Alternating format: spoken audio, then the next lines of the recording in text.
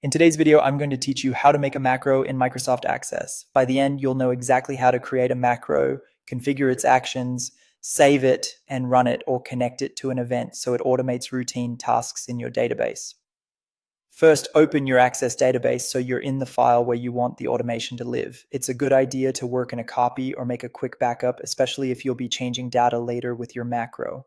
Next, look to the top of the Access window and go to the Create tab on the ribbon. This is where Access keeps tools for building new objects. In the Macros and Code group, choose Macro. This tells Access you want a macro, not a VBA module, and it opens the dedicated workspace for building one. Access now displays the macro builder, which is the design view made specifically for macros. Think of it as a canvas where you stack actions from top to bottom. You'll see a clean layout with an area for actions and, when needed, a pane for arguments and details. In the macro builder, click the Add New Action dropdown.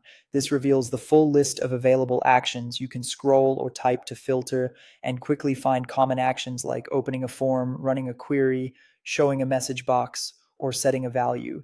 Pick the action that matches what you want the macro to do. Once you've selected an action, look to the lower pane and fill in the required arguments. Access will prompt you for things like the object name, view, conditions, or options specific to that action. If you're unsure what a field means, hover over labels for helpful tooltips and use clear existing object names to avoid errors. You can keep adding actions and they'll run in order from top to bottom. Place them carefully so each step happens at the right moment.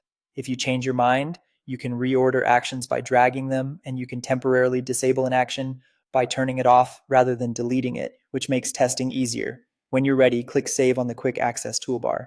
In the Save As dialog, give your macro a descriptive name that says what it does, like Open Daily Report or Update Inventory. Clear names make maintenance much easier later. Click OK, and your macro will appear in the navigation pane under Macros. From here, you can run it directly or link it to an event.